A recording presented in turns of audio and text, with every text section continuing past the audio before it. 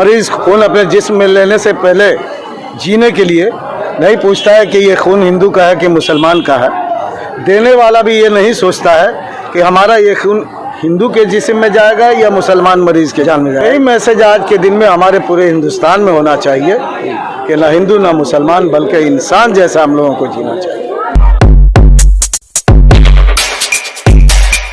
देखिए, तूफान कभी भी परमानेंट नहीं होता है। चंद लम्हे चंद घंटों के लिए आता है, पर चंद घंटे और चंद लम्हों में ही बहुत कुछ बर्बाद करके चला जाता है। लेकिन किसान, मजदूर, नौजवान जब सामने आता है तो उसकी मरम्मत करके फिर अपने खेत खलिहानों को सजा डालता है। उसी तरह से हमारा हिंदुस्तान सजने वाला है। देखिए, सपना देखना तो सबों का हक है। आपने सीरियल भी देखा होगा, शायद वो दिन के जागते हुए मुंगेरी लाल के हसीन सपने देख रहे हैं। उन्हें मालूम नहीं है कि ये धरती बंगाल है, रविंद्रनाथ टैगोर का ज़मीन है, मौलाना आज़ाद की ज़मीन है, काजी नजरुल इस्लाम की ज़मीन है, ममता बनर्जी की ज़मीन है। मुझे ऐसे लम्हे में एक शायर का शेर याद आता है, गुजरात से मुंसलिक है वो शेर। लहू में डूबे हुए आस्तीन जीत गई, लहू में डूबे हुए आस्तीन जीत गई, हरीफ जितने थे सब हार गए, मशीन जीत गई।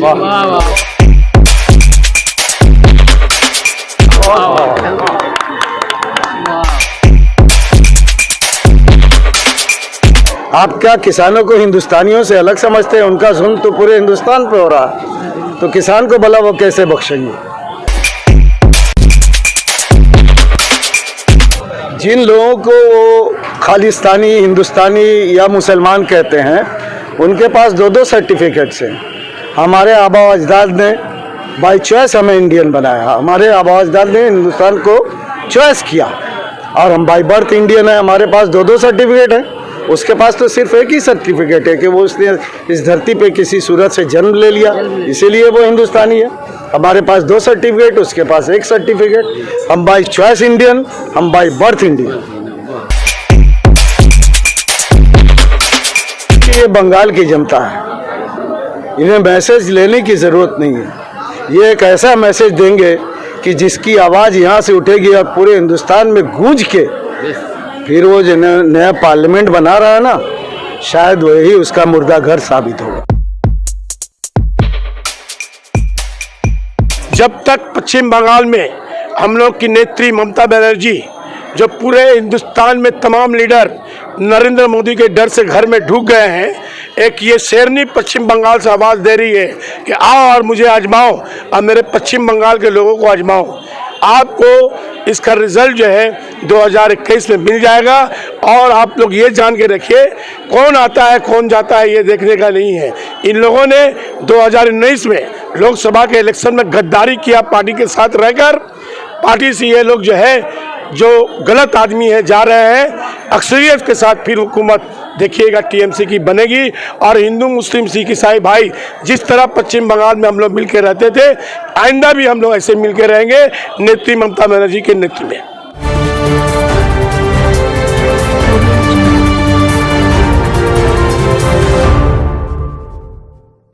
देखिए, तूफान कभी भी परमानेंट नहीं होता है।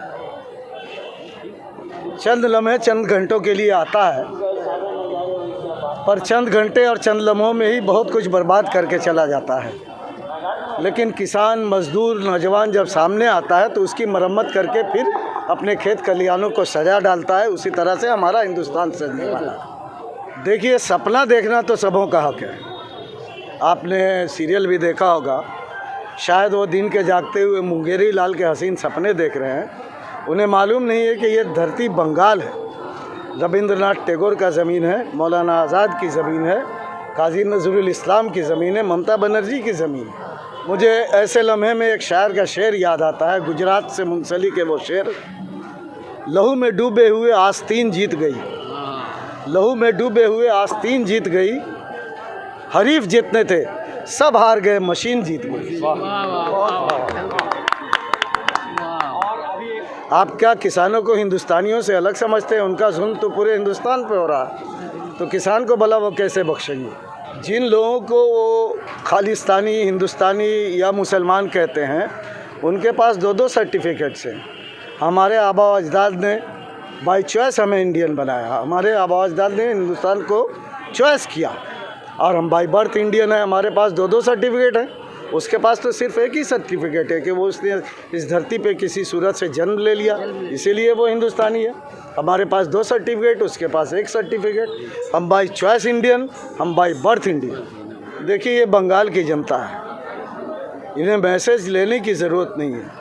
ये एक ऐसा मैसेज देंगे कि जिसकी आवाज़ यहाँ से उठेगी और पूरे हिंदुस्तान में गूंज के फिर वो जो नया पार्लियामेंट बना रहा है ना, शायद वही उसका मुर्दा घर साबित होगा।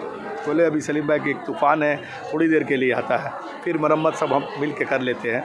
तो ये तूफ़ान है, ये कोई बड़ी बात नहीं है। आज का जो माहौल है, आज का जो हालात है, जो सबसे मजबूत सेकुलर, एक दफ़ा ऐसा था कि पूरे हिंदुस्तान में हमारे लेफ्टिस्ट कहा करते थे कि अभी मुल्क को बचाना है तो पूरे हिंदुस्तान में जो भी जहाँ भी है लेफ्टिस्ट माइंड का, वो सब सेकुलर पार्टी को वोट दे। तो उस वक्त पता होगा आपको, कांग्रेस पूरी हिंदुस्तान में आई थी और 62 सीट से लेफ्ट फ्रंट भी लाई थी।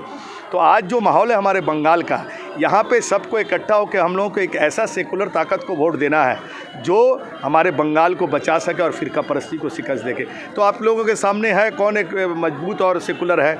हम यही उम्मीद करेंगे कि हमारे अभी जो हालात के तहत हम लोगों को यही फैसले लेना है।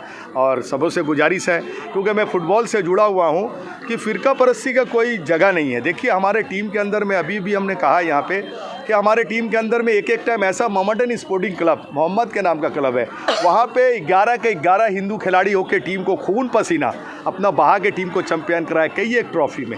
हम लोग के अंदर में ये नफ़रत एकदम निकाल देना है। ये लोग आएंगे वक्ती तौर पे आप लोगों को ये करने के लिए।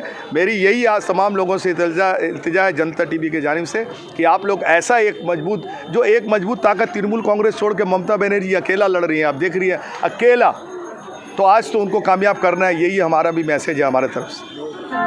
यहाँ से ये पैगाम दे रहे हैं कि हम लोग देखिए आज जो है सब हम लोग एक है, हिंदू मुसलमान सब एक है। और बंगाल की सरज़मीन जो है, ये सरज़मीन यहाँ पर गौ से बंगाला है, यहाँ पर जो है हमारे सरज़मीन काजी नज़रुल इस्लाम की सरज़मीन है, ये रविंद्रनाथ टैगोर की सरज़मीन है।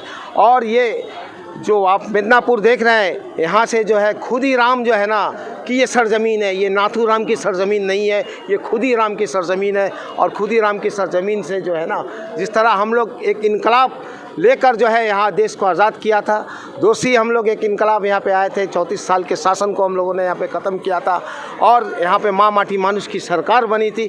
अब जो है ये जो वक्त आया है, हम लोग जो है दिल्ली की ताकत को यहाँ पर रोक देंगे। यहाँ पर जो है नहीं चलेगा, जो है वो मोटा भाई की ताकत यहाँ पे बिल्कुल नहीं चलेगा।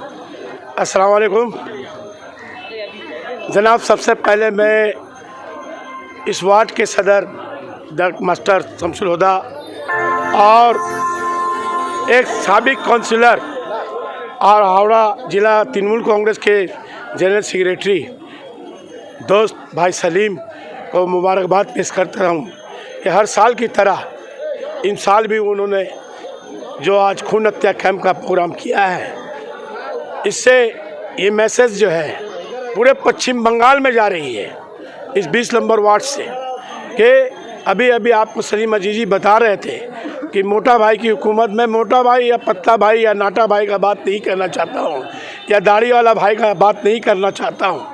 हुकूमत जो है पश्चिम बंगाल में, चाहे वो लोग जितना भी जोर लगा ले, कौन आता है कौन जाता है ये देखने का नहीं है।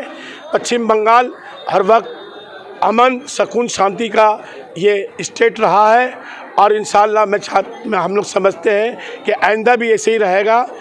ज़रूर ये तो आप सभी जान रहे हैं कि शुभेंदु अधिकारी का इससे पहले जो उनके बड़े भाई मुकुल राय वो भी गए हैं, वो तमाम लोग जो डर के जा रहे हैं और भाईपो के नाम पे ये लोग जो बोल रहे हैं, भाईपो तो चैलेंज कर रहा है कि आपके ऊपर में नारदा सारदा लगा हुआ है, मेरे ऊपर में अगर इसी तरह का कोई बात है तो आप मंच लगा के फांसी लगाऊंगा। लेकिन आप पहले ये क्लियर करिए कि आपने नरेंद्र मोदी के छाया में जो जाके जो आप बचना चाह रहे हैं, आप लोग बच नहीं पाइएगा और वहाँ इसका हिसाब लेगा। जाते जाते यही मैसेज है भाई सलीम को अल्लाह ताला बहुत शताब तंदुरुस्त रखे। इसी तरह हम लोग को जोड़कर सबको टिकियापाड़ा में एक साथ हम लोग यहाँ पर चले और टीएमसी के हाथ मजबूत करें, अरूप राय के हाथ मजबूत करें और नेत्री ममता बनर्जी के हाथ मजबूत करें। कोई ग्रुप नहीं है हम लोग के पार्टी में। जब पार्टी में एक घर में 10 भाई रहता है तो वहाँ बात पैदा होता है। ये तो पश्चिम बंगाल में लाखों की यहाँ हम लोगों की कर्मी है, यहाँ कुछ बात हो ही सकता है, लेकिन ममता बनर्जी जब तक रहेगी तमाम बात का समाधान हो जाएगा। आप तो देख रहे हैं किसानों के लिए उन लोगों का कलेजा फटता था। आज पश्चिम बंगाल में किसान के लिए ममता बनर्जी ने जो काम किया है और पूरे किसान को पूरे भारत में आज वो जो मैसेज दे रही है वो पूरे किसानों के साथ में ममता बनर्जी खड़ी है और किसानों के हर बात को हम लोग इंशाअल्लाह जो है ममता बनर्जी की नेतृत्व में हर बात को मनाया जाएगा।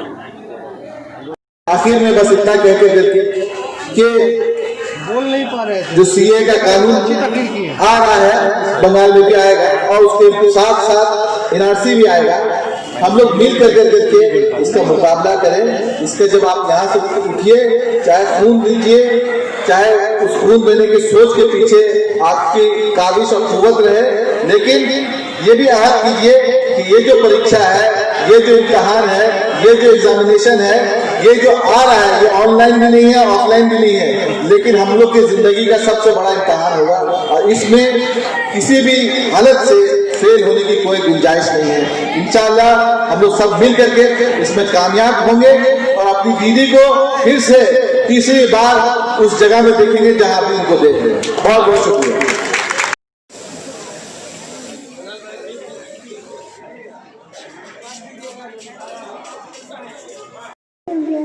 उनको मेरा बहुत बड़ा प्रणाम है। हमको ज़्यादा तो बोलना नहीं आता, फिर भी हम कोशिश कर रहे हैं। ये है ना।